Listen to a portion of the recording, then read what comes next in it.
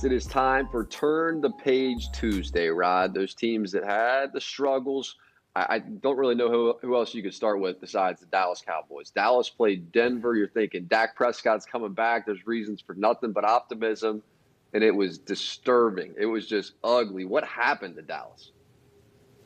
Well, I mean, if you're the Dallas Cowboys, you got to be ready at all times because, first of all, you play on the Dallas Cowboys. Everybody wants to beat you, so you have to be ready at all times. You can't take anything for granted. They were ready last week with Cooper Rush, and that's why a lot of people look at Mike McCarthy and don't really trust him because you can have Cooper Rush ready for the Minnesota Vikings to play on Sunday Night Football, and they can go win that game. But then all of a sudden you come back, a team like Denver, a very beatable team. You should beat Denver. And really, and that's why people second guess Mike McCarthy because how can you have your team ready one week and then you come back and you don't have the team ready the next week? And that's the puzzling thing when it comes to the Dallas Cowboys. And, you can't take anything for granted. Dak missed a lot of time. So you can't expect Dak to come out and throw for 400 yards when he's missed all that time. And he looked rusty. Dak wasn't, at his very best.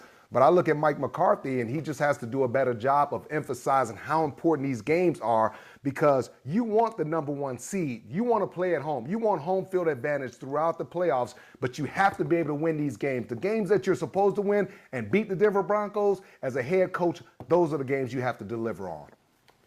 Yeah, Vic Fangio got it done. I mean, I think you're expecting a little bit. If you're Dallas, you're going up there, you're thinking they just traded Von Miller. We don't have to worry about Von anymore. This must be a team that's not confident. They're losing their way a little bit. I probably had all those thoughts going in there. We just won with the backup quarterback on Sunday night. We went in there to Minnesota and got a win. We're the team now.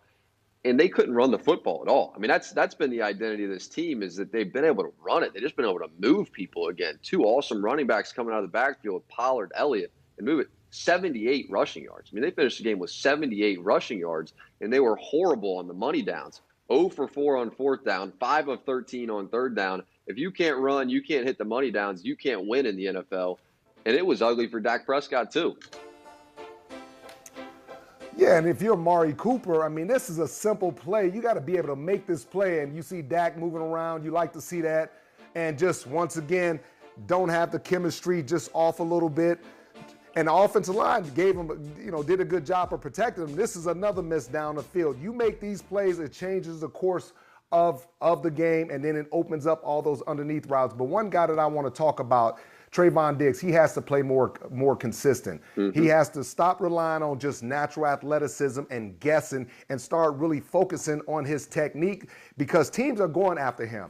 And if teams continue to go after him, teams are going after him. This is on the goal line right here. He's got outside leverage. It's perfect. But then look what he does. He grabs the receiver. You can't grab the receiver. Just sit right there, read the quarterback, and make the play. It's no reason for him to tackle the receiver. That's a flag. It ends up in the score. Then teams are going to run double moves on you. You are aggressive corner. You're leading the league in picks. So what do? They're going to come back, and they know you're aggressive. They're going to double move you with their big physical wide receiver. And all he needs to do is push you a little bit, create a little separation. Tim Patrick is that dude too. He's an excellent football player. A lot of people sleep on him. But that's what's going to happen. You have all these interceptions. People see how many penalties you have, how many big plays you've given up over 20 yards. And it's so easy to get caught up in the interceptions. But to me, I don't want a guy getting a bunch of interceptions, giving up a bunch of touchdowns, giving up a bunch of penalties, and giving up a bunch of big plays. I want a corner like a Jalen Ramsey that's going to keep things in front of him, come up, make the tackle, and not have to gamble so much. Those are great points right there. Let's get to number 2, which is the Buffalo Bills, this Josh Allen Bowl, right? We had Josh Allen on Josh Allen, and this one was funny for me, Rodney, because I did an interview with Josh Allen, University of Kentucky Josh Allen, turned Jacksonville Josh Allen. And one of the questions I asked him was like, man, how mad were you to figure out there's another Josh Allen out there? And he's like, it ticked me off every single day because every time I Google my name, every time my name comes up, people assume I'm a quarterback. So I have to Google Josh Allen, University of Kentucky defensive end. So if you don't think this was a personal game for Jacksonville Josh Allen, you played yourself. And he got out there and got after the Buffalo Bills. How in the heck did the Buffalo Bills come back from this? Well, he played extremely well. But one guy that I want to mention, a guy that was with me in New England with the Patriots, is offense coordinator Brian Daboll. And what he's done is he's fallen in love with the deep pass. And it's like you have this superstar young quarterback. And I told you this, Jack. I'm going to back up. I told you this. I said the one thing that worries me about Buffalo offensively is that they have average running backs and they don't have a legitimate run game. That's the thing that's probably going to keep them from reaching the Super Bowl or really going to that next level. Josh Allen is a great player, but it can't be all Josh Allen. You can't be one-dimensional in this league. As great as he is, and he's fantastic, all those weapons get paid a lot of money. But he has to be a little bit more patient and go for the check down. Everything can't be deep down the field, and it comes down to your offensive coordinator. Brian Daboll, you have to do a better job. And this is my last point. These offensive coordinators, Jack, they want head coaching jobs. Well, you're not going to get that head coaching job, the one you want, if your numbers are less. So what do? They're not going to run the ball. They're not going to be conservative. They're going to throw the ball down the field, and they're going to try to create bigger plays. And I just think that it starts with him. He has to do a better job. Yeah, and we've seen in big games, like what you would consider those sort of premier matchups. I'm thinking about the game against Kansas City at Kansas City on Sunday night we were there for. Well, they'll start using Josh Allen and his legs in the running game consistently as a staple of that offense. But a game against, Jacksonville, they're not using Josh Allen out of the backfield like that. And so the running game doesn't have the same kind of scare factor as it does when you're running the quarterback. So let's hear from Josh Allen, the Buffalo version of Josh Allen, after he went over to City Hall for a name change via Jacksonville Josh Allen. Here he is. Credit to them. They came out, they wanted it more. We had a lot of little things add up to big things. I put the ball in danger too often, bit us in the butt, played like. Yeah, I mean, I feel like you never hear him cuss. I feel like he's like one of the more bland, like almost like New England Tom Brady interviewers. So you heard a little bit of frustration and anger right there, and I think rightfully so, because that was a real show. Like when you think about what Jacksonville Josh Allen was doing, sometimes guys just look overly motivated, and he was making some really, really impressive plays in this game, and they only had 9 rushing attempts, the Buffalo Bills. That gives you some idea how bad it was in terms of running the football. Everywhere we go, it's cold. Okay? Everywhere we go. We were in Everywhere. LA and it was chilly. All right, so the temperature is starting to change right now, Jack. So what is Buffalo going to do? They're in the Northeast. It's going to be snow. You're not going to be able to drop back and throw the ball 30, 40 times. Can they line up? Can Josh Allen get under center? They line up and run the ball 25 times for 120 yards. Can they do that against a good defense like Baltimore? That's going to be the difference between them going to, the AFC Championship game or possibly the Super Bowl or them not. I'm not worried about Josh Allen. I know he's going to make plays. Emmanuel Sanders and Stephon Diggs and Gabriel and those guys. I'm going to tell you one guy they do miss, and that's my man Dawson Knox. They miss him because he was really turning into a really good quality tight end, big, fast, athletic, good hands. That's a guy that they surely miss.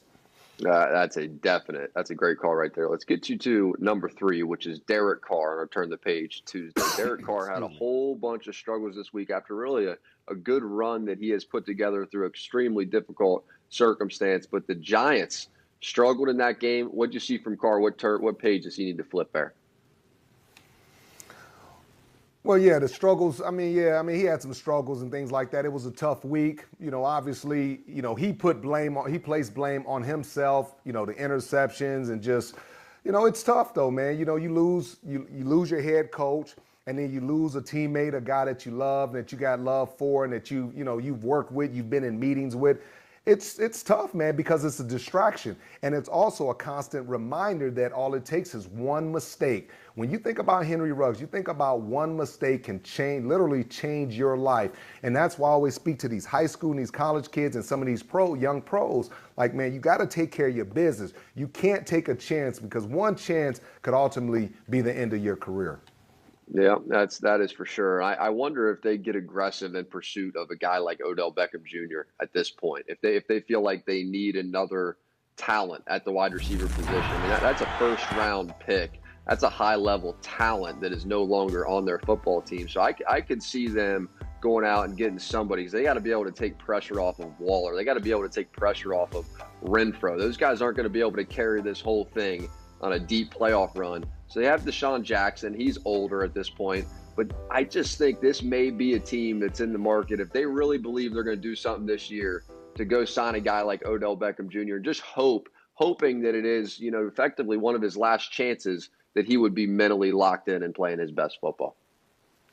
And I'll say this, too. You're the Raiders. You have Josh Jacobs, who, as you watch him, he continues to get healthier and healthier, and he's going to continue to get better and better. Mm-hmm. That's going to be another force that they can use right there. Darren Waller, he doesn't get enough attempts.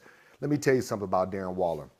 I played against a lot of great tight ends. Shannon Sharp was a great athlete, Hall of Famer. Tony Gonzalez, Antonio Gates, 2 former basketball players.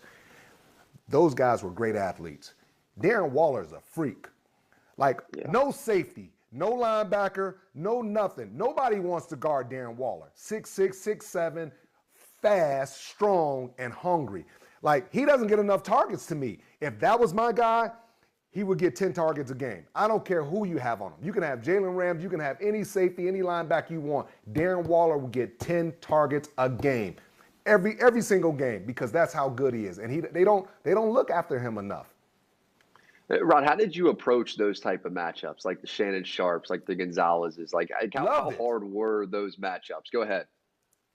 Yeah, I loved it because, and you got to understand, I came in as a young player. I'm in my second or third year, and I'm a safety. I'm out there defending Shannon Sharp in his prime. Shannon Sharp was that dude, you know what I'm saying? So it felt great because having a couple pass breakups, people started noticing, oh, he's not just a hitter. Yeah, he's known to be a hitter, but he's not just a hitter, a guy that can match up with, great guys anyway. But my whole point with Darren Waller is he's just so good. If they don't have 2 guys on him, throw the ball up. Anytime you see him in one-on-one opportunities, throw the ball up. I promise you he's going to come down with it. Hi, I'm Mike Tirico, and thanks for watching. Make sure to hit subscribe for the latest news and highlights from NBC Sports.